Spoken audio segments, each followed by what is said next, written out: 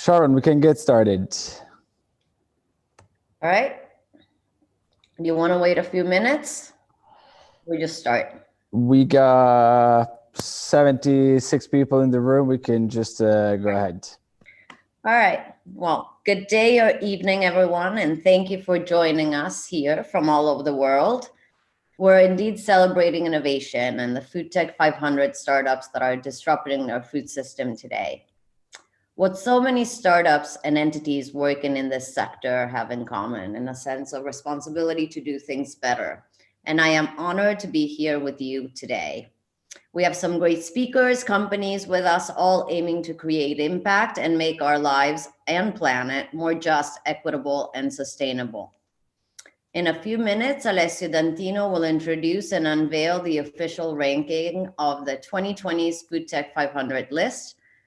And we'll hear about NEOM from Dr. Andrew Yip, that we thank once again for his support. And shortly thereafter, I'll be moderating a panel discussion with some incredible companies in the top 10 list for the year. FoodTech 500 is a product of Forward Fooding's incredible work, mapping thousands of incredible companies and formulating not only a ranking, but a roadmap to trends, activities, points of strength of our food system as a whole. A couple of things before we start. Our microphones will be muted from the host at all times, but we will be taking questions for our speakers at the end of the panel. Please type away your questions that we'll take for our guests during the end portion of the event. You can use the tools Zoom offers, as well as raise your hands or clap, and we'll take note. Keep your questions for our guest speakers, though. And any in regards to the list, please email at the staff directly. I'll not ask them here tonight. Please note also this event is streaming live on YouTube, so you'll be able to watch it again and share it along with a full report as you wish. And now, without any further ado, please join me to welcome my friend Alessio Dantino. Thank you very much, Sharon, and good morning, good afternoon, good evening to everyone who's tuning in, and thanks a lot for taking the time to actually listen, I guess, to us today as we unveil the 2020 FoodTech 500.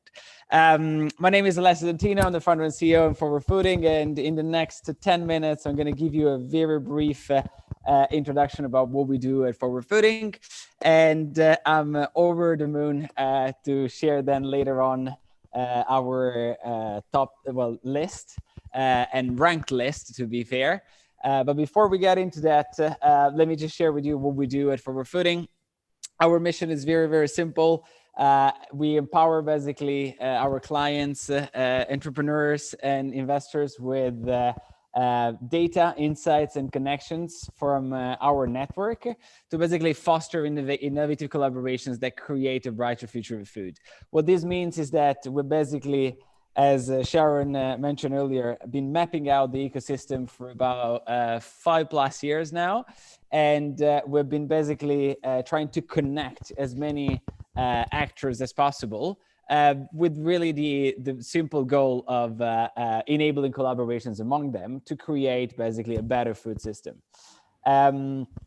And how do we do it? It's very simple. Is on the one end, we use data and insights through a data intelligence platform that we built called the Food Data Navigator. Then we do scouting and matchmaking. So we basically try to match the actors in the ecosystem, including startups, investors, and corporates. And last but not least, we provide global exposure to international food tech companies via our Food Data Navigator. And also our FoodTech 500, but also with our physical locations in hubs in London and Barcelona, which basically host resident companies. Some numbers of our network at glance. We work with about 20 corporate clients, out of which 5 are Fortune 500 companies. We've mapped about 5,400 plus international food tech startups and scale-ups, and we actually have a lot more that we're currently cleaning in terms of data than we basically had to our data intelligence platform. We have about 15 resident companies in our hubs internationally, and with the FoodTech 500, we have collected about more than 3,200 actually applications over the last two years. And these are some of our partners, supporters, and clients, which, as you might see, we actually blend all together into one slide as effectively we collaborate with them. We like to think that we actually don't, necessarily provide,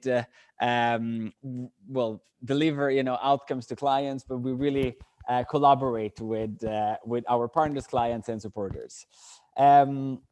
But we're all here to basically talk about the FoodTech 500, which, as I said, is a very exciting day for us because this project started about 2 years ago with a very simple idea, which was trying to create the Fortune 500 of agri-food tech companies and really showcasing the people actually behind what we think, the food tech movement is all about.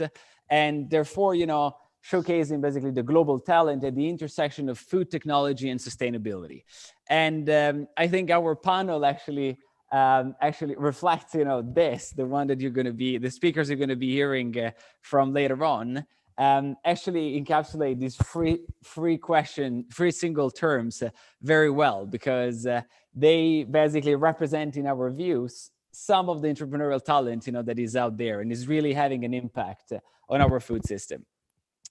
And as I said, the goal is very simple, is to basically shine the spotlight on the innovators that are the ones who are creating impactful solutions to actually better our food system. I'm not going to bore you with, I guess, useless talks about how important, are some of the issues that are affecting our food systems are. But I think it's important that, we basically give recognition to the people that effectively are daring, to really change our food system. And the process that we've gone through to create our ranking is very simple. It's divided into 3 different phases. In October last year, we actually started our call for application, where we basically asked our network to basically apply, to be part of this competition. In last December, we actually announced the shortlisted applicants. And I'm going to share with you in a second some of the numbers, of key numbers of this edition. And here we are today, and phase 3, announcing basically the full ranked list. And the way we basically have developed the ranking is through a scoring mechanism that takes into consideration 3 main variables, which are the ones you're seeing on screen: the business size score, the digital footprint score, and the sustainability score. The first 2 scores actually come from our data intelligence platform. The sustainability score was actually built from scratch using a unique framework in absence of a relevant one for the food tech industry, which I'll tell you more in a second.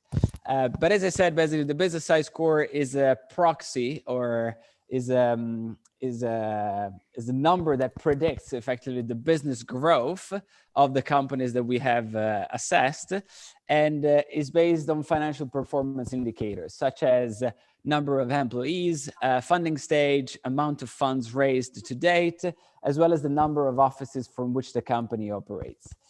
The digital footprint score instead is also algorithm-led, but it basically predicts the digital presence growth of a company based on the website, the traffic that they actually generate on their website, the social media engagement and growth, and takes into account about 25 different elements to create actually the score itself. And last but not least, the sustainability score, which, as I said, is basically one of the 3 pillars of how we are assessing companies, was developed actually from scratch by sustainability experts from the Department of Management of the University of Turin in Italy.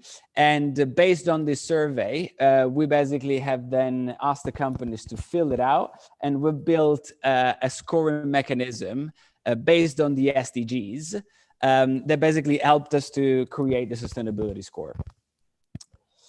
And as I mentioned earlier, we think that in order to fix some of the biggest challenges that are affecting our food system, we really need an army of people. And we acknowledge that collaboration is basically going to play a major role in how we're going to address these issues. And so, as we like to actually walk the talk, we also made the FoodTech 500 a very collaborative endeavor, and we believe that is also our kind of secret ingredient, if you will, of our recipe to make it successful. And so we have involved about 15 actually media partners, so organizations like ours in different parts of the world that helped us to reach as many innovators as we could. But also technical partners like Data Scouts and the University of Turin, which they've helped us to basically build the scoring mechanism. And last but not least, our sponsors, Neom and Rothamsted Enterprises, which have helped us to basically bring the FoodTech 500 to life. And these are just some key numbers. So we have received about 2,000 plus, over 2,000 applications from international agri-food tech startups and scale-up companies covering the whole value chain. We've covered about 63 countries in terms of applications received and about 52 in terms of companies selected. And these are just some of the numbers in terms of page views, 370,000 since we launched it in end of September. And about 60,000 visitors from 170 countries. So as you can see, we're really trying to give global exposure to effectively the companies that make it into our list. And last but not least, we're very pleased to share that for the new edition, so the 2021, we've already received about 400 applications. But this is the bit that excites me the most about this year's edition. And I'm honored to share that effectively 423 companies out of 500 have received investments. 374 are actually revenue generating companies. And as a cluster of 500 companies, they've raised about 4.1 billion in funding over time. And this is to show, I think it clearly shows that there are not only, small companies or the crazy people in a garage, trying to build a product, but they're actually quite, solid businesses that are creating an impact on the food system. But what I would like to actually highlight on this slide, and what it makes me really proud about this year's edition, is really the breadth of diversity of the solutions that were actually developed by the companies, and most and foremost the diversity of this group. I have highlighted on this slide the fact that more than 45% of the companies that are representing this year's list actually are either female, BEM, LGBT plus, or people with disabilities in either their founding team or in the leadership team. And I think this is, in my opinion, one of the key driver of actually the development of this ecosystem globally, as diversity effectively compared to these stats compared to any other tech industry are very, very, very different. So I think this is really the reason why this ecosystem is so thriving. And this is what makes me so excited about working in this industry, because I think it's really a lot more diverse than anything that is out there. But so without further ado, let me actually share this year list. And I'm going to ask a little drum roll, please. This is how the website, the list of the website actually looks like. It went live exactly 16 minutes ago. And this is the top 10. So we'll have Plenty, Aero Farms, Imperfect Foods, Appeal, InFarm, Live Kindly, Too Good To Go, Farmy, Green Monday, and Novco. And as you can see, it literally spans the globe. across, 4 continents, and the diversity also of the solutions that you will find in there is pretty astonishing. But then, as I said earlier, with this year, we really went above and beyond. And so what we tried to do as well, again, to give as much visibility to the companies who made it into our list as possible, we actually have created a number of reports to showcase the companies and really the people behind the companies that made it into our list. And so today we are also unveiling these reports that you see on the slide. We have the top 10 FoodTech 500 companies. We have top 5 food delivery, top 5 surplus and waste management, top 5 next generation food and drinks, excluding alternative protein and cereal agriculture and fermentation companies, top 5 food safety and traceability, top 5 kitchen and restaurant tech, top 5 food processing, and top 5 consumer apps, which are basically the key macro categories of our taxonomy. And again, we have basically included all the interviews that we've taken from the founding teams of the companies, and to again provide as much visibility as we could to the companies. And then coming up, we're going to have another set of reports, which include the FoodTech top 10 women in food tech, cereal agriculture and precision farming, plant-based companies, vertical farming, and many others, which you will then find available. They will be available soon through our website on forwardfooding.com/reports. And without further ado, I'll leave it to Sharon to introduce us to NEOM. Thank you, Alessio. And thanks, Max, as well, for putting this all together. So for our next segment, we're going to learn about a sustainable city, an accelerator of human progress with a new vision for our future. So please join me to welcome Dr. Andrew Yip, Digital Technology Manager for the Future of Food Sector at NEOM, a two-time holy hacker, both at the Mecca and at the Vatican, a believer not only in data, but in truth, growth, and health, and most of all, into making things happen. Hi, Andrew, how are you? Hi, Sharon. Great to be here. Hi, everyone. Andrew Yip, sitting in Riyadh right now in Saudi Arabia. Good to be here. Cool. So let me dive into my first question for you. So NEOM sounds, and please go ahead and explain it for all of those that don't know much about it, but it sounds so much more than a sustainable city, a bit like a slice of paradise in the Middle East. Can you tell us a bit more about what is NEOM and how this holistic approach makes the city what it is, from urban planning to clean energy to, in your case, food? Well, absolutely, Sharon. So NEOM literally means new future, the neo and the M part.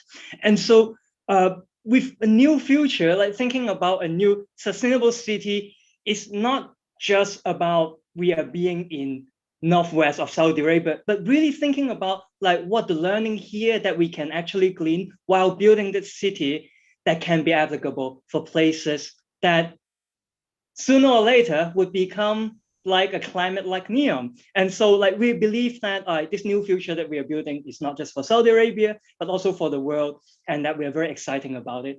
I'm actually very glad that you talk about a slice of paradise, because for some of you might know that we recently launched the line concept. If you go to whatistheline.com, you would literally see a slice of a very unique new urban living concept that we are championing. And this is something that is very exciting, and we're really exciting in bringing this new concept and reimagination of what future urban living could be. One that is in harmony with nature and also with among ourselves, like the people that who believe in that. So that's something that's actually quite exciting about this new future. And about food, so at the food team, we take a systematic approach towards how we build this new food system from the scratch. So how do I talk about this? Maybe it feels like a test now that I need to recite the vision statement of the NEOM food sector, that we're aiming to be a global community with food as its heart, nourishing both people and planet, and to actually use innovations to guarantee food security for generations to come. What that means is that we are very excited in championing new technology in our new city in a way that would actually make sense for Saudi Arabia and future regions that would be facing similar challenges that we face. And we ask the question, how we can do it differently with a clean slate in a place where we actually work with companies to, for example, work out a lot of the constraints that actually do not exist. For example, the regulatory and a lot of the legacy issue. That's something that is very unique about NEOM, and that's something that I'm very proud of and that I'm working on every day. Great. So what is the impact of building NEOM in the Middle East? And what do you hope to see both in the trends and for entrepreneurs that do work there? Oh, absolutely. So I would definitely say that the impact is very concrete to Saudi Arabia and beyond. Like couple things, right? In the NEOM food strategy, we're envisioning really help championing four strategic pillars, them being climate-proof agriculture, for obvious reasons for the climate that we situate in, for biotech-enabled sustainable aquaculture, the fact that we are right next to the Red Sea, and also in areas around novel foods concepts, alternative proteins, and also with a new citizen experience and visitor experience in mind on how personalized nutrition can actually bring value to these new consumers that we are trying to promote here at NEOM, both for our region and beyond into Saudi Arabia and the Middle East. So we look into creating concrete impact in these four strategic areas. And of course, like NEOM, when we're talking about impact, right? We are very privileged to be doing new things in a new place, where a lot of entrepreneurs, I believe, as we talk to them, like they're very excited. Like we usually don't talk about what are there in NEOM or what are the policies or whatever there is, but we really talk about, so we are doing this together, right? And it's from the scratch. How can we build the infrastructure, both hard and soft, so that you actually find NEOM a very palatable and exciting destination for you to launch your venture into the wider Middle East market. And so those are the conversations that we're having with a lot of the potential partners that we're talking to. And that's also something that we feel that we can bring true impact in accelerating this progress in the food tech space.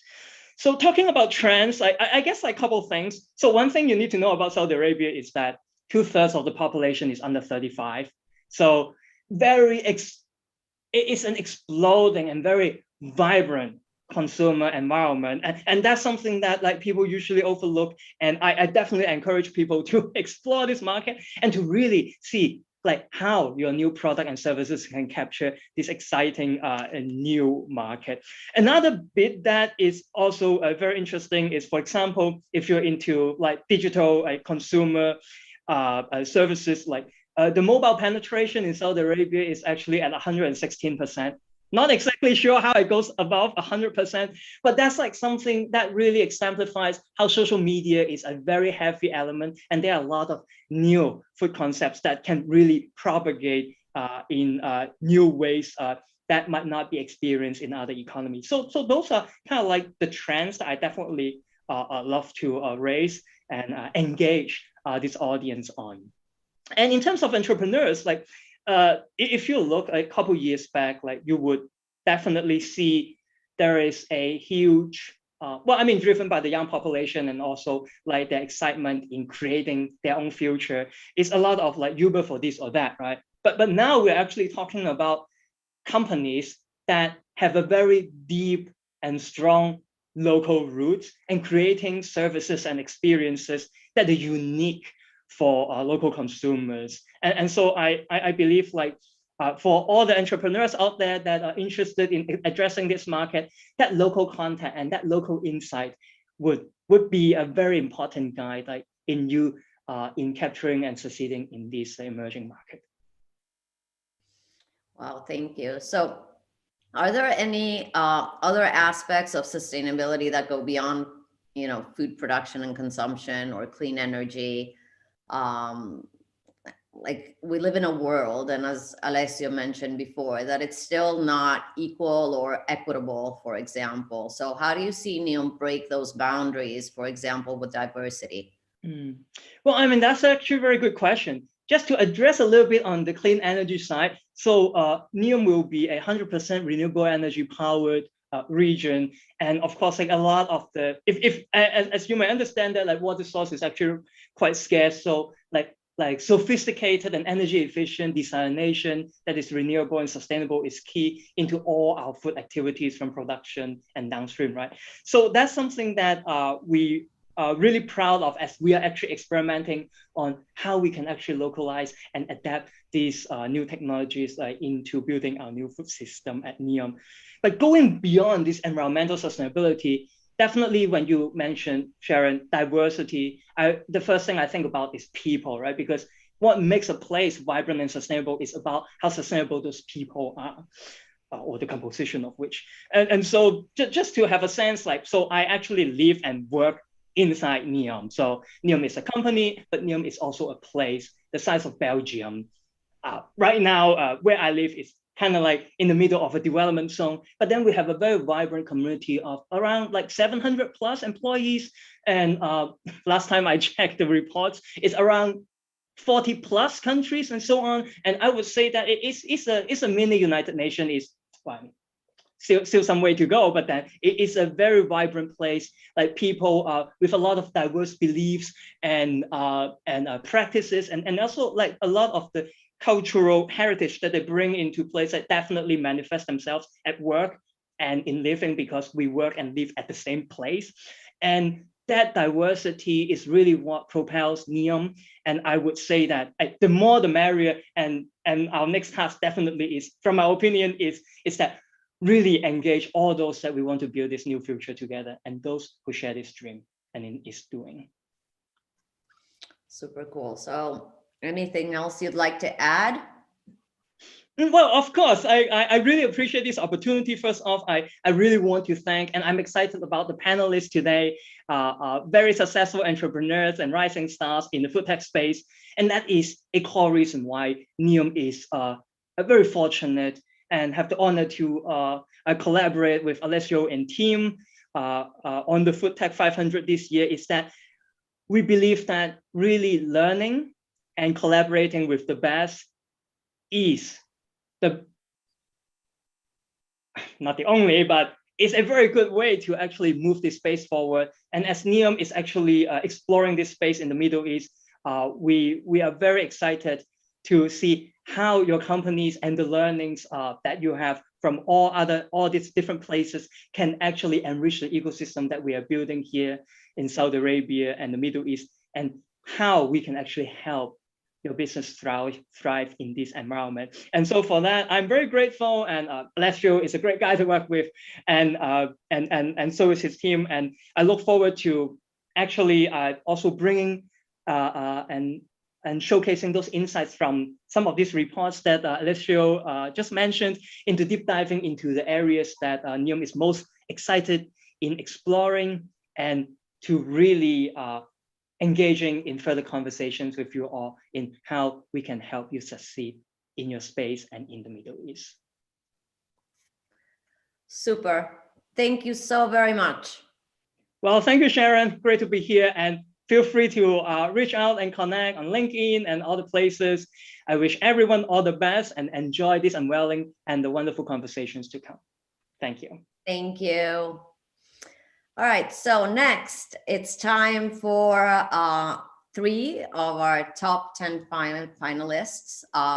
They're in different verticals with innovative and incredibly needed solutions. And it's an honor for me to be here with them tonight, as I personally followed their progress closely over the past 5 or 6 years or so. So we have Plenty's Chief Science Officer and co-founder, Nat Story, that I wish to congratulate also on closing its Series D round in October. And he has used his extensive knowledge in plant production and equipment design to co-create not only the top ranked company in our list, but also a company with a very strong vision for the future of agriculture. So, hi, Nat. Hi. Representing Notco, one of the fastest growing and more advanced food tech companies in Latin America. Please welcome its CEO and co-founder, Matthias Muchnik. Notco's innovative way of creating tailor-made partnerships has opened doors for it to become an essential ingredient in multinationals such as Burger King and Papa John's. It has operations in Chile, Argentina, Brazil, and the USA.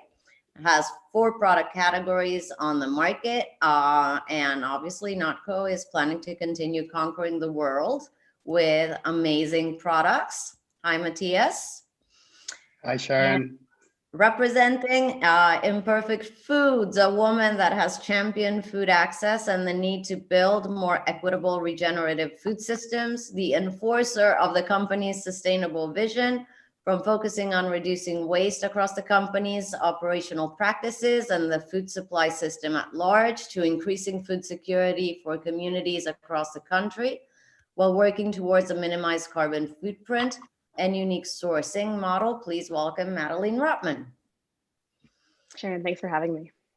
So hi, everybody, and hope you're well, and thank you for being here.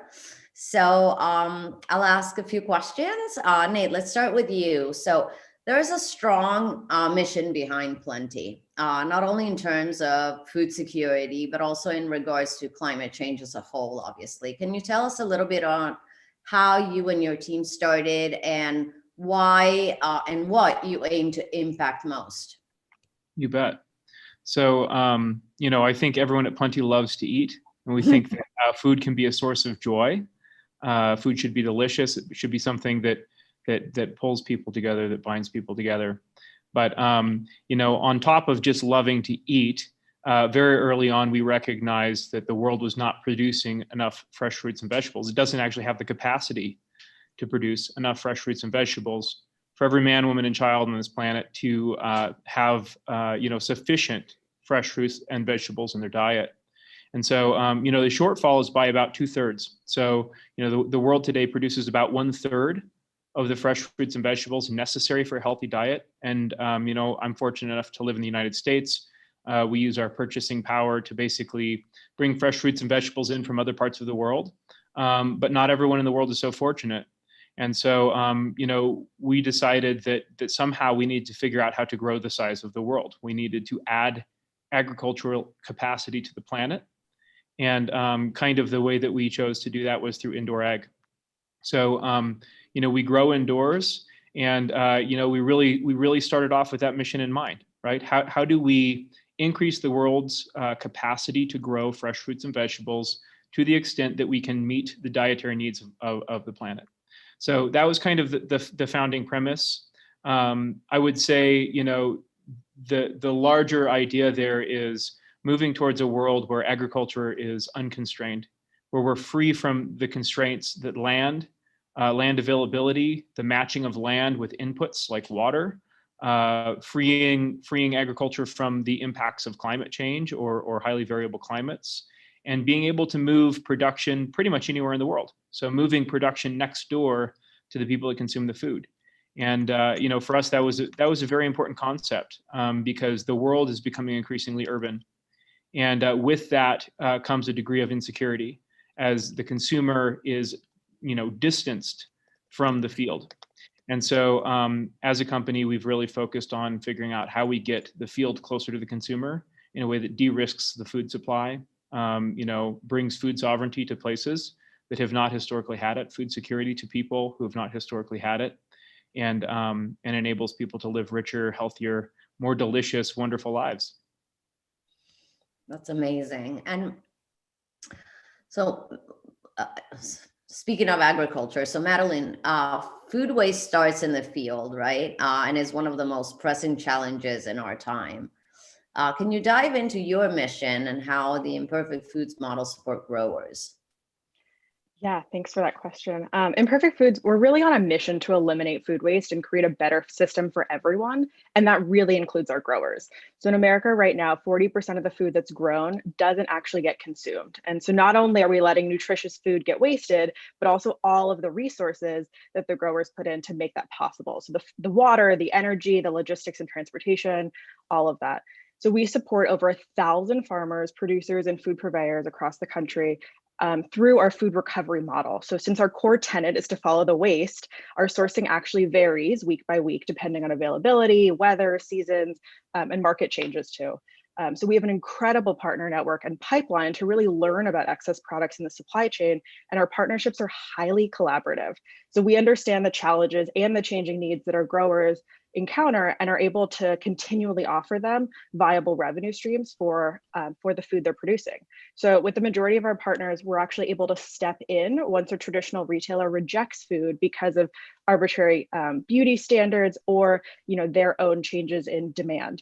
So it's not uncommon for farms to call us before they're going to till a field because a grocery partner turned down their supply for unusual shapes, whether it's too big, too small, there's hail, and so there's blemishes on it, or even market needs. And so in situations like this, Imperfect Foods is able to come in, and we're really happy to work with our farmers and purchase their supply at a fair rate so they can avoid writing it off as a loss. We want to really provide revenue streams for these growers for product that the conventional food system is right now not valuing.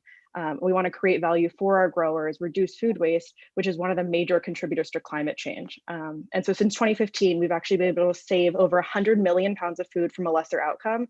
So that's going to landfill, getting composted, getting tilled under, going to animal feed, getting processed. And in 2020 alone, we were able to save over 50 million pounds of food from our sourcing strategy. So we really want to make sure that we're reducing food waste at the farm, help our growers create value, and mitigate climate change in the making. Thank you. So we see from growing for the population with vertical farm to saving our food, and then we have a third type of feeding ourselves. So Matthias, it's safe to say that your tech allowed you to have one of the only products to recreate cow's milk to date. Can you speak to how this all started and how AI and genomics makes you so unique in your solution, and how, if so, your mission has changed or evolved in the past years? Sure. So I guess both Madeline and Nate started with the mission. Our mission is to take the animal out of the equation. Understanding that factory farming is the single most inefficient way of creating foods for humans, right? In terms of use of resources and the impact on the environment that produces. So I guess I'm a finance major, so I didn't have anything to do with, the food system. I worked at JP Morgan, so nothing to do with this. Now, one of the single things that really confused me the most was the food industry. I saw back in 2010 the food industry the same way that I looked at in the finance industry in the subprime crisis in 2008, right? The same red flags. Few companies selling products that they don't understand to consumers that were totally disconnected to what they were buying, where regulators became deregulated. And all of this created a very toxic food landscape that was killing both the environment and human beings very fast, right? So 7 out of the 10 more harmful disease in the world was diet related. So we got to that point, right? And so one of the key things here is how do we make a better solution to access the mass market? Not the niche, not the vegans, not the vegetarians, the mass market, right? So one of the things that to me was clear enough was why this is happening, right? Why there is so much disinformation. One day you hear eggs were good for you, the next day they were bad for you. Meat is good for you, and the next day meat is bad for you. The public enemy is calories, and the next day GMOs, and the next day, And so whenever you have an industry that, it's so confusing, it's because it's broken in every single, stage of it, in the supply chain area, in the consumer perspective, in the marketing side, in the mindset as a whole. So, my first startup in the food section was in 2012. where vegans were kind of like these crazy hippies fighting for animal rights, and that's how, companies considered them. And a lot of information came up, conspiracy was out, what the health was out, and, you got more visibility on how the food system was actually working, right? So back in 2012, I related myself a lot. I worked a lot with an R&D company. And that's where I saw the real problem of the industry. It was two guys in a lab coat, in an experimental kitchen, doing trial and error and reading research papers of 1980s on how to apply soy to replace an animal ingredient, right? So that was the technology. It's an obsolete technology that was creating very bad food, for the mass market. And so you weren't going to disrupt the industry with a product. You're going to, disrupt the industry with a technology. So that was when I came with this idea of, well, what, we need to make people, I mean, the food that we eat, we love them. It's not, there's nothing wrong with it. The bad thing is how we do it, right? So the only way, that we could mimic something is, first, we need to understand it. So I am the only non-scientist co-founder of Notco. My co-founders are scientists. Karim is a computer science PhD and postdoc from Harvard, and he used to work in astrophysics, basically grab data from telescopes, apply machine learning algorithms for astronomers to understand the composition of a star, density of the atmosphere, and so on. So it's highly complex data, but turned into really, really, important knowledge. And one of the things in the food industry that we lack the most is the understanding of the food that we eat. We don't understand what it is, right? So this idea of creating an algorithm that would allow us to predict which combination of plant-based ingredients should result in the same sensorial experience as a target product, that was exactly what we needed to do. And for that to make it freaking tasty, to sell it with a highly amazing experience and at the right price. If we did that, we can access the mass market. And so we did. So, the story goes on. The technology is there. We've been partnering up with this, multinational companies, creating great success cases from Latin America, which is not something that you will see a lot, coming from Chile to Argentina to Brazil to the US, and having a very successful, company with 3 years of execution in the commercial side. Yeah. Well, congrats, everybody. So let's dive a little bit into our challenges as a people and its solutions. Nate, we have touched on this issue. We haven't touched on this issue tonight or today, depending on where you are, though we have all lived now a year through the pandemic. Can you tell us a little bit how COVID impacted Plenty and what's next for the company? Yeah, great question. I mean, I think, it's very hard to talk about food today outside of the context of a pandemic. For Plenty, what we almost immediately saw was three things. The first was almost an immediate shift to thinking about human health. So people started to care deeply about their health in ways that they hadn't cared before. So whether it was immune system health and, how will I respond to new health threats, whether it was thinking about comorbidities, right? Well, whether it was thinking about this problem holistically and making it very personal. Before the pandemic, people oftentimes treated, diseases of diet like, it exists, it's a problem, yes, but it doesn't feel like it has that direct of an impact on everyone's health. And I think, COVID really helped bring to the surface a deep care about personal health and eating healthy. The second thing was a really interesting structural change driven by policy. And that was a shift towards more home dining, right? So people weren't eating out, people were eating more at home. And, that does a couple of things. Number one, people start to think very hard about what they put in their bodies in ways that was very highly transactional, kind of in the moment, spur of the moment decisions that they'd previously made when ordering from a menu were now being made in a grocery store, and they were thinking through the things that they put in their body, right? They were thinking through the foods that they consume. And so again, tied to the health, but an interesting shift in how consumers evaluate what they eat and what matters to them, right? It also drove retail sales in grocery stores. So a lot of the business that went to restaurants now shifted to grocery stores as people were buying ingredients for home cooked meals. So, that had a pretty meaningful impact on our business, right? Because we sell primarily retail. And so we saw our sales go through the roof,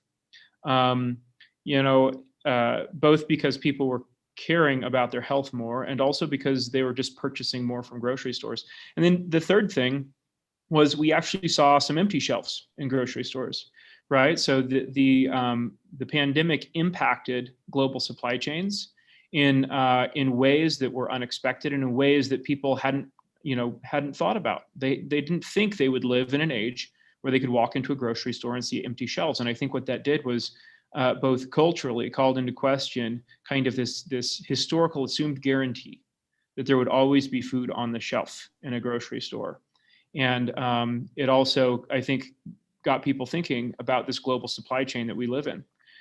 Today, in the United States, depending on whether it's vegetables or fruit, we vary between 35 and 45% of our food supply being imported, right? That's in the US.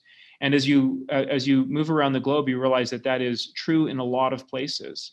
We are highly dependent on very long, complex, food supply chains. And we saw those break down during COVID. So there were instances where, DCs or distribution centers were shut down because there was a COVID outbreak. And our product was the only product left on the shelf, simply because we were next door, right? Simply because our supply chain is much, much simpler. And so I think, coming out of this, all of this is going to carry on in our cultural memory, in our reflex, in our decision making. And coming out of this pandemic, I think people are going to think and care more about their health than they did before. I think that they're going to think very, very hard about their supply chain. They're going to start making more demands of restaurants as they eat out, for fresh, healthy food. And frankly, they're going to think about buying locally, right? They're going to think about how we can move our production closer to our urban centers, closer to the people that consume the food. As I mentioned earlier, right? This is a global problem. And even though it was an issue in the US, it's much more of a problem in places where you see severe food, supply chain dependency. So, parts of the Middle East that import much of their food, this is a huge problem. Mega cities in Asia where people are more and more separated from the regions of production. This is a huge problem. So I think this pandemic is an awful thing. It's a terrible thing for the world. It's a terrible thing for humanity. But if there are any good things that come from it, I hope that there are people that understand and care more about the food that they consume and where that food comes from. And I hope it opens the doors to a world that's healthier and happier and longer lived. Indeed. And this is for Madeline, like on the other side, I would say, of this issue. The US, unlike where we are right now in the EU, lacks in food security or accessibility. And this was pre-COVID, because here we don't have food deserts, but too many go hungry. Not just food deserts, but just bad, malnutrition, for example, in the US are pressing issues, and they're too often overlooked, which now we're starting to put a light that is shining on these issues. So how is Imperfect Foods meeting the challenge? Yeah, it's really tough. And I echo Nate in that I think when the pandemic hit in March, for the first time, the news was really showing this three-pronged problem, right? Which is farmers were dumping product, whether it was milk or grains or fresh squash getting tilled back under. We also had grocery stores with empty shelves because DCs were shut down, supply chains were shifting, and we have more and more people hungry. So currently in the US, 1 in 6 Americans is hungry. And this is a three-pronged problem that is showing us that our food system is broken and truly not working for everyone. So since Imperfect's founding, we've always worked with our food banks to create really impactful partnerships in regions across the US. In 2020, we were able to donate over 3.5 million pounds of food to over 78 food access partners on the ground in communities that were able to do sort of last mile food delivery and food access work to create food security. But that's not all. That's not going to solve the whole problem.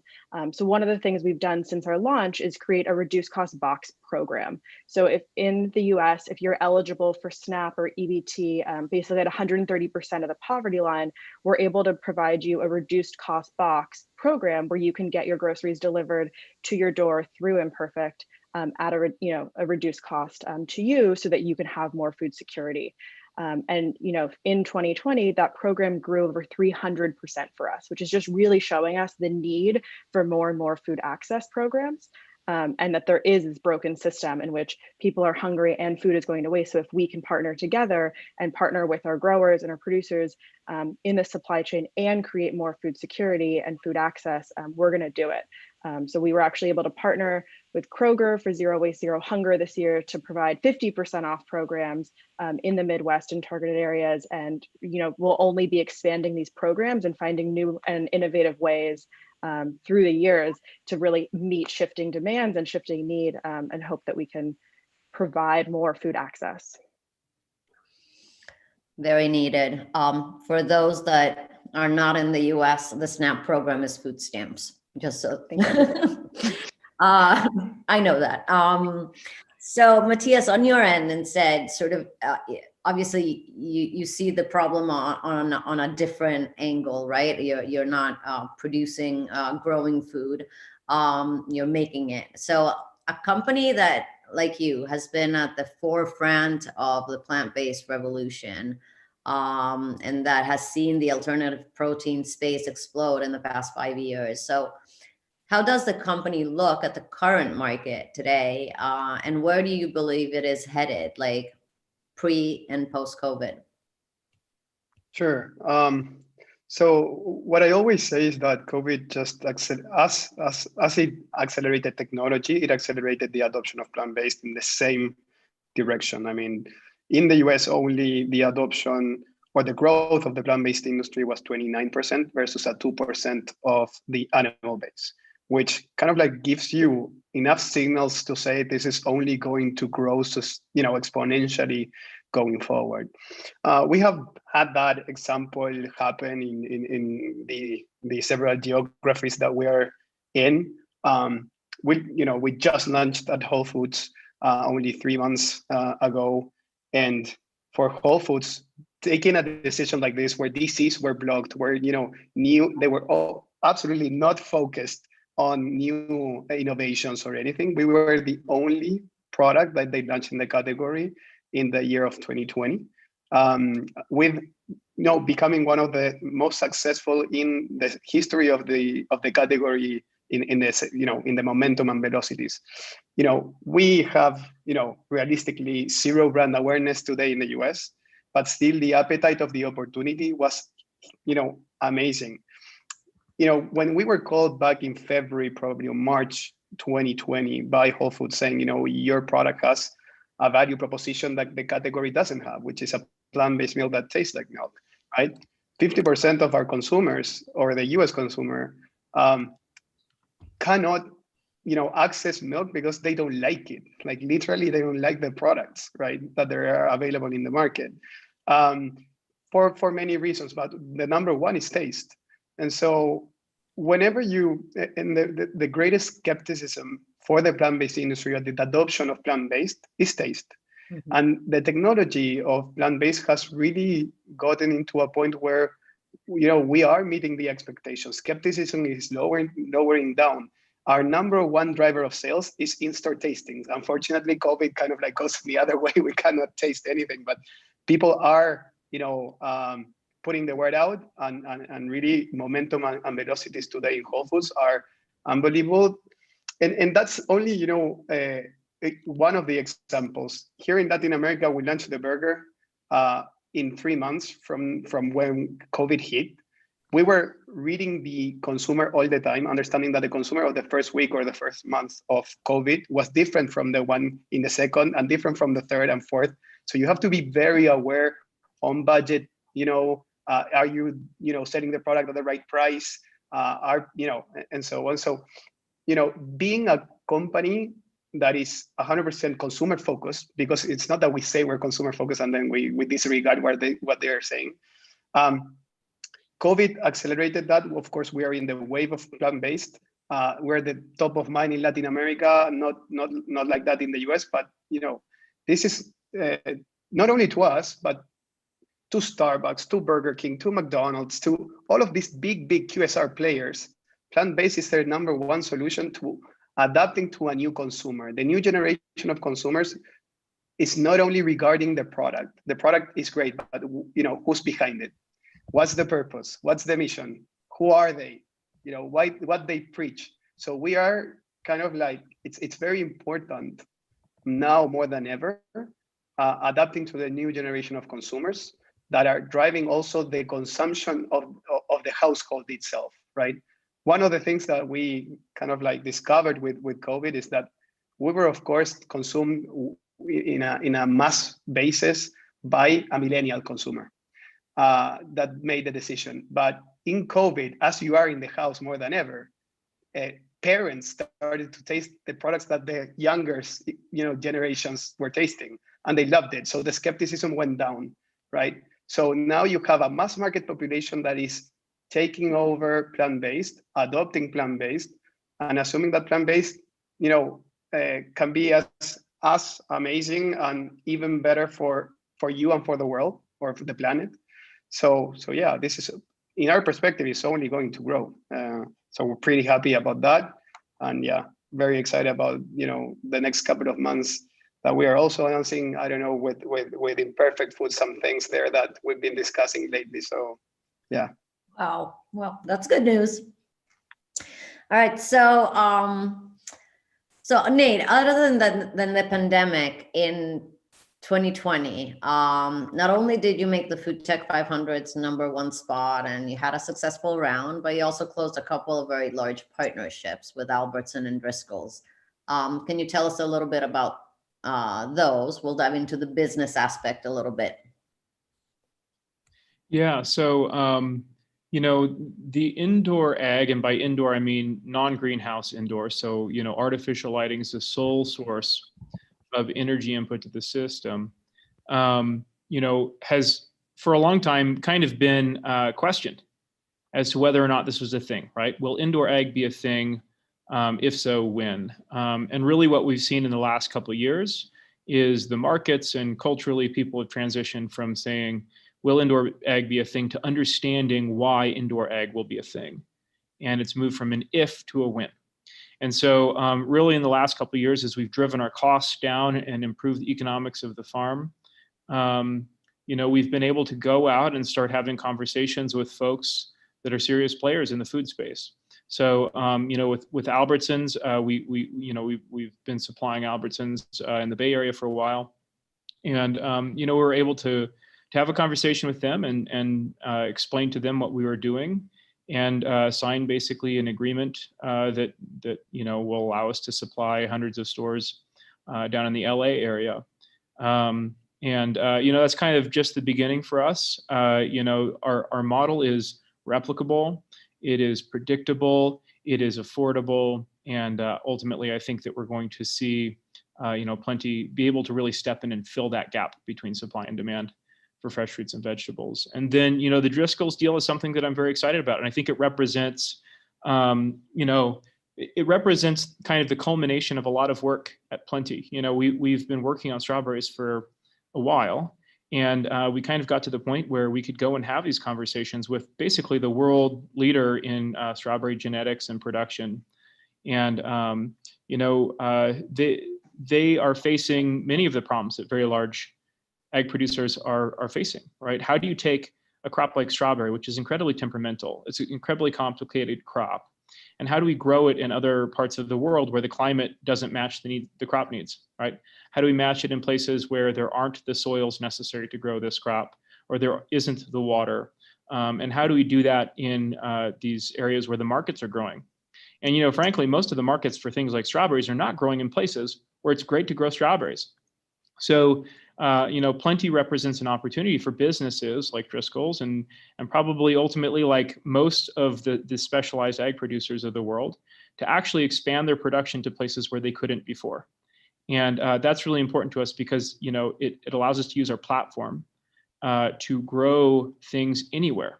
So, we started with greens. Strawberries is meaningful because it represents a transition to new crops, right? To crops that maybe people didn't expect would be coming online this soon.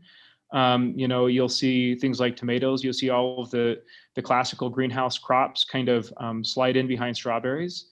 And I think the world will be impressed with the quality and the flavor of these things. We grow tomatoes that remind you that tomatoes are a tropical fruit. And these are the kinds of things that people want to be surprised by. We want to be surprised by flavor. We want to have these experiences, and they're just inaccessible to most folks. And so Driscoll's represents an expansion of Plenty and Driscoll's into a world where we can work together to bring those flavors to people that have never experienced them before. And we can get people very excited about eating vegetables, eating fruit, eating things that are good for them. And that's quite exciting for me. Great, thank you. Matthias, for you, 2020 has been the year you launched the product in North and South America, correct? So what's next for you on the global scene? Yeah, I mean, we are mostly embedded in Chile, Argentina, Brazil, in Latin America. This year we opened up Peru, Colombia, and Mexico with a very strong, several strong partnerships, both in retail and QSRs. So, including Walmart and, other big QSR chains that I cannot tell right at this moment, but I'm sure that's going to be part of the PR of growth. And in the US, I mean, listen, to us, the US is a limitless market. It has different dimensions, different, channels, price points, partners, and so on. And as of March, we're opening up, we end the exclusivity with Whole Foods. So you're going to see us in, several other vendors and creating and announcing a lot of partnerships out there, both in QSR and in retail. So expanding what we're doing, not quite all about mass market. We are probably the company that, even in a region that the consumer is, 15 years behind in the sophistication as opposed to the US market. And we have double-digit market shares in certain categories, And so we are hoping to do that in the US as well. So to not distract ourselves with the growth of geo expansion before really nailing down the US. The US is super important for us in terms of creating a success case. To then, I'm of course always eyeing on Europe and Asia with different partnerships and different retailers that want the product. But I think, step by step, we need to make this success case grow and then plug and play into Europe and Asia. Yeah. Well, we'll just have to come to the US to taste it for us here. And Madeline, your company goes from farm to fork and controls its supply chain with an e-grocer model. So last month you received a commitment, if I'm not mistaken, to fund 110 million in a growth investment. What's next for your company? Yeah, we've had a very lucky 5 years of expanding from just a regional produce-focused service model to now we're really a full-size grocer at a national scale. And this latest commitment is really just an investment in that. So through the next year and years, we're really going to double our capacity and product assortment in our existing facilities. And we're going to accelerate our highly successful private label business, which makes me really excited because those private label items are really what's transferring this concept of food waste and surplus and excess into really delicious products that people can love and be delighted by. So we'll keep growing that and we'll improve our customer experience. And generally, we're going to broaden our sustainability efforts and mission by really supporting our farmers and producers who are core to who we are. We're really going to, strengthen our product assortment, create innovation, and really be the sustainable leader in the retail space. And that's going to be an exciting couple of years for us. Well, congrats, everybody. It's super interesting. We'll take some questions from our viewers. So there's a ton of questions. I have one question for Plenty. What are the challenges for Plenty, and how are they addressing energy consumption? Yeah, that's a really good question. Most of our challenges right now, it sounds super boring, but are really focused on scaling and capital. So, we've finally gotten to the point where we have a model that's, better than any greenhouse model out there. We've got a model that's compelling to investors, but, it takes a while for markets to wake up to new forms of business. And so, most of our challenges really are around going out and raising the amount of capital necessary to scale our business around the world. And this is the equivalent of building additional agricultural infrastructure. So this is not a small or a light lift. We ultimately will need to deploy many tens of billions of dollars or more to actually triple the global capacity to grow fresh fruits and vegetables. And what we've seen is actually as we're working on these things, the costs continue to plummet. So we've built our own internal cost curves by combining all of these technologies and building our own very intensive R&D program. We're driving massive amounts of cost out of the system day on day, month on month, year on year. And as that happens, more and more crops become possible indoors in a competitive way. So even as we are scaling the business, the problem is getting bigger and bigger and bigger. The number of crops that we can ultimately grow get bigger and bigger and bigger. And that's great for us because it means that our business can be, tens of billions, hundreds of billions, trillions large. But it also means, we have to build an awful lot to actually go out there and build that business. So I would say it's primarily scaling and pulling the amount of capital into the business that we really need to go out and triple the world's capacity. On the energy front, we do consume a meaningful amount of energy, not as much as most people probably think, but really what we've done is we have focused on the parts of the energy systems, the global energy systems that are becoming renewable the fastest, right? And so you'll hear this refrain, electrify everything. And that's really kind of, a rallying cry to move off of, these industrial inputs of fossil fuels.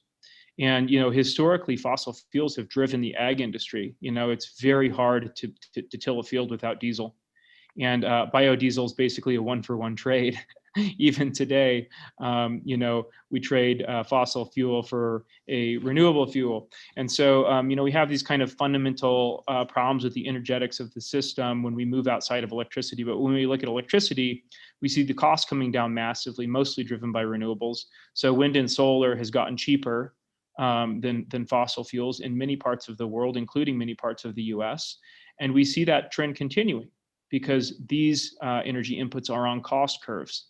They're dropping in a predictable manner year on year, and the efficiencies are growing. And so we've really kind of, bet on seeing, renewable energy continue to move into the larger energy mix. And we've bet on our ability to access that. And in fact, we can go out and build farms in areas where we have access to renewables.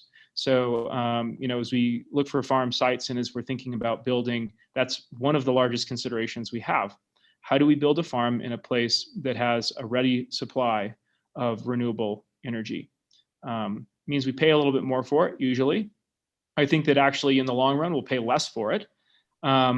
But, it is an important consideration. And I think, as we move towards a more renewable future, as we move towards a world that uses renewable energy and produces renewable energy, I think we'll find that we've made the right bet there. Very cool. I have a question for Matthias. What agricultural methods do you ask for when sourcing your raw ingredients to ensure they are sustainable? Yeah, no, that's a great question. And fortunately, today we're way better positioned than we were 5 years ago, right? Whenever you're starting, kind of like everything works. right? Because you need to, your statement of taking the animal out of the equation, just for that, you're reducing a significant amount in terms of marginal use of resources and environmental impact. Now, we have started a whole sustainability plan internally. One of the biggest due diligence, sites nowadays, which is something very important as well. Today, big funds are asking for as a KPI and a key metric. They actually force the company to have sustainability reviews, audits all the time on what's your real impact, right? So we've been doing that for the last 3 years. We've been publishing yearly. Now we're going into a more formal way of creating those reports. And our considerations have always been certain practices that I don't know by heart, but always when we're talking about suppliers, we manage a level of priorities in how they actually farm their own ingredients to really create. It's not only important the output, but the input on what we use is as important as the output. So whenever you balance that equation internally in the company as a kind of like as a pillar of what the company stands for, you have everyone in procurement trying to analyze what is the best supplier, what are the best practices to actually get a hold on that ingredient and not another that maybe the beans came from Argentina, went to be processed in China, from China to the US, from the US to Brazil, and from Brazil to Argentina again. Those things are measured, those things are considered. But again, we are publicly launching the first report this year in 2021. So yes, that's the way we analyze ingredients and suppliers.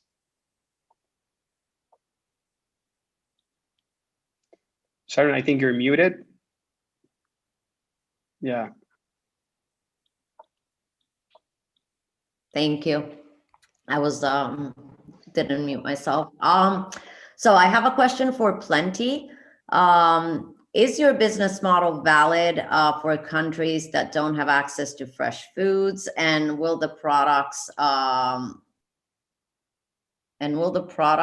be accessible to the local consumers? Yeah, so our focus is almost entirely on those areas, right? On those countries and on those areas. And the important thing to get across is that pretty much the entire world lives in a state of unmet latent demand. So even in the United States, in the US, we eat 50% of the fresh fruits and vegetables, and in some ways we are doing pretty darn well when we consider how many fresh fruits and vegetables people are eating globally. But we're at 50% of what we should be eating for a healthy diet. We're at 50%. And I think, the epidemics of obesity, the epidemics of heart disease, the epidemics that plague the healthcare system, that cause us to spend 17% of our GDP on healthcare in the US, that's outrageous. Many of those are diet driven. And when we look around the world, we see the same problems starting to crop up as we see a growing middle class, as we see more demand for high calorie foods, and we see an inability of the world to meet the demand for fresh fruits and vegetables, for the things that combat those very diseases. So, the entire world lives in this position, and for the places that don't, they soon will find themselves in the position where calorie-rich foods are in abundance and nutritionally dense foods are not. And so we need to rise to meet that challenge. And, so to that end, we are focused on those regions. We're focused on regions of the world that don't have access to their own food. And, I actually believe that indoor ag ultimately will come in and will actually be able to grow caloric crops as well. We already see we're approaching kind of the singularity where the economics start to make sense. 2-3 years ago, even, they were crazy. But, as you understand the cost curve that we're driving, you begin to realize, holy smokes, there are very few crops under the sun that won't end up indoors. Ultimately, because we're immune to the climate, to changes in the climate. We're immune to input restrictions, whether that is water or living in a place with enough sun or too little sun. We just don't have the same issues that the field has. And so that's a huge opportunity for the world's consumers, right? As we think about growing a strawberry in Shanghai with someone like Driscoll's, like that becomes a reality. We can grow a strawberry, in Shanghai or in Saudi Arabia or wherever we want to grow it, that's just as good as any strawberry or better, possibly than those produced on some of the best strawberry production land in the world. And that's because we have a programmable, protected, super efficient growing environment. So yes, our model assumes that almost everyone in the world is lacking in some way. And our goal is to go out and meet that need. Yeah, I guess two things people don't really think about, unless you're, working in the industry, is how soil is not as nutritious as it should be or as it was. And then malnutrition is the leading cause of death for all humans everywhere because they just eat bad. And it doesn't, those things don't sink in as much as they should. Yeah, I mean, I would add to that, the reality is that as demand has grown, we've pushed agriculture into more and more marginal soils, right? So we've displaced more natural ecosystems. Like we are raising the Amazon to grow soybean, right? That's outrageous for animal feed, for animal feed mostly. We are destroying lands that have their best and highest use as part of our natural landscape, the lungs of the world, right? And this is true the world over. We tend to have this very romantic view of agriculture, and we forget that it's humanity's most destructive practice when it comes to the land. When we look at carbon CO2 releases from soils, that is the most destructive industry in the world, right? Like we are all part of that industry, and it's much worse than any industrial industry. It's much worse than anything else. Tilling up a soil releases carbon into the atmosphere. We see organic matter deteriorate and drop. And so as we think about this kind of gets to one of the other questions, which is how do you offset the cost of the infrastructure? And the reality is when we compare what we do to the cost of field production from a carbon standpoint, we're as good as or better than the field. Why? Because we can use the field as a carbon sink, right? Or we can leave the field as it is and let it continue to be a carbon sink as part of the natural landscape. So that's kind of an important thing for us to realize, there is not enough land to do this. And as demand grows, we have to use worse and worse land, which is awesome as natural habitat, as natural environment, and pretty darn marginal as ag land. And so we can relieve that pressure, right? And, pretty much the work that everyone on this panel is doing relieves that pressure, right? We use the land that we have more efficiently. We don't take soybeans from the Amazon and feed them to pigs to feed people. We are replacing the necessity of using more land that we just don't have to grow things that people need. Indeed. Guys, is there anything we haven't covered that you'd like to jump in and say something?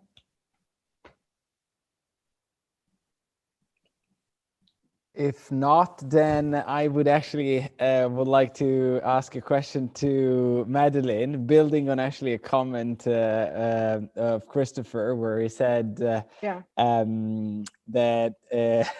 it's amazing how likely you get after working really hard, right? So I was wondering, in your experience, working, at the intersection of sustainability and food tech, after all, what do you think is the role of luck in actually creating a solution that meet an ever-growing, need of consumers demanding for more sustainability? And how do you think, your launch in the market was timely? How timely, you think you launched in the market?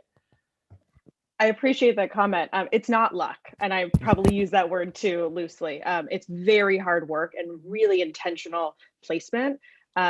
Similar to both Matthias and Nate, this the work that Imperfect is doing is a logistics solution to basically using our resources more efficiently. When we're growing food and leaving food behind and leaving resources behind, and that's both energy, that's soil, that's carbon, we're allowing ourselves to basically emit more emissions and continue to drive climate change forward rather than mitigating it. So our logistics solution, our infrastructure solution, our sourcing solution isn't luck. It's very intentional placement. And I guess what I meant by luck is more of, we have communicated the problem very clearly, globally and nationally, of where we're at. And that's because of this network, right? This is Project Drawdown. This is the UN Sustainable Development Goals, really showcasing that 24% of global greenhouse gases are from the ag sector, and 40% of food isn't eaten. And so therefore food waste is one of, depending on your source, the first or third biggest problem to tackle for to mitigate climate change. And so our communication strategy as a globe and as a nation of, this is a problem we have to tackle, and our implementation and conversation with growers and getting that support from both growers and food producers and our customers who continue to support us by shopping with us every week, really are allowing us to continue to move this forward. And this is the food system is broken. I think this panel is an amazing sort of selection of folks who are really in different ways tackling this problem, so that we can continue to have food on our plates for generations to come, and soil and land that we can live on, travel on, be in, and still breathe safely. And so this isn't luck. This is very intentional planning with really good conversation and communication strategies, and enough support nationally, whether that's from our customers, our producers, and our investors, to make it happen. So I appreciate that comment. Thank you very much, Madeline. I think probably most of the people who have tuned in know how hard you guys work to make it happen, but I just wanted to highlight it one more time, because after all, yes, luck is great, and I guess opportunities come when you're prepared, and luck can actually contribute to get those opportunities to work, but after all, you need to put the hard work in to begin with. Yeah. And you asked when, if we were lucky, we would have done this 100 years ago. We would have done this 20 years ago.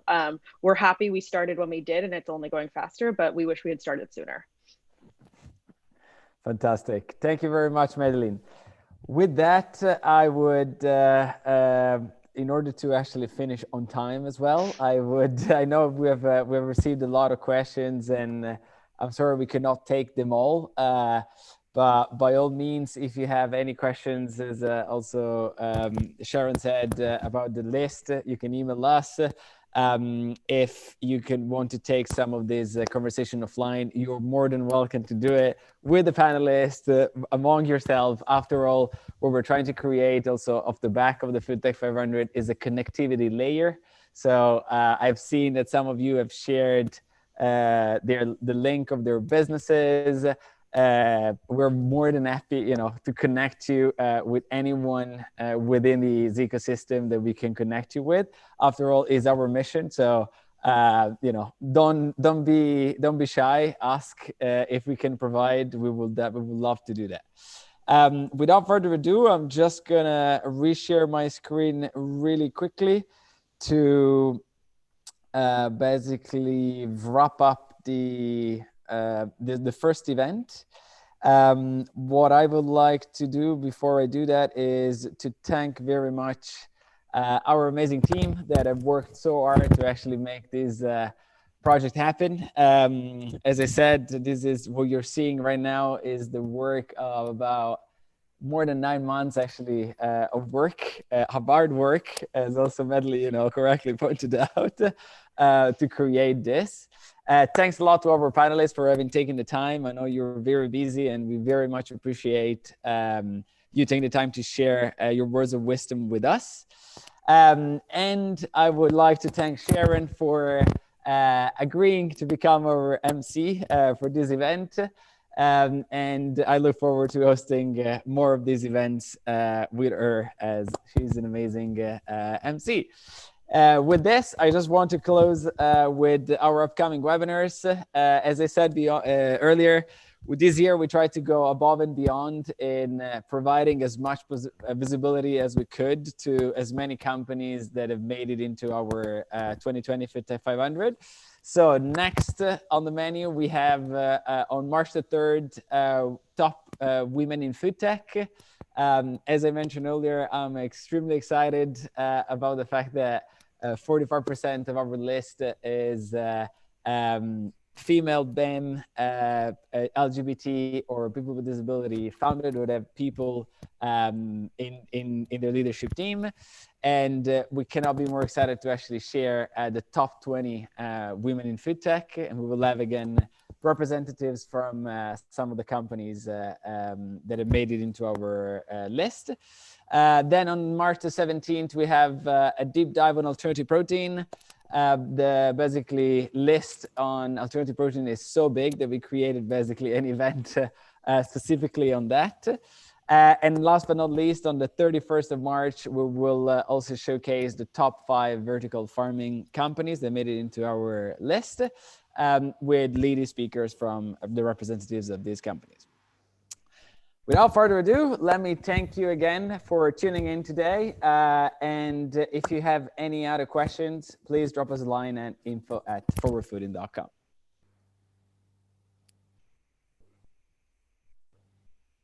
Thank you. Thank you, everybody. Great to be with all of you.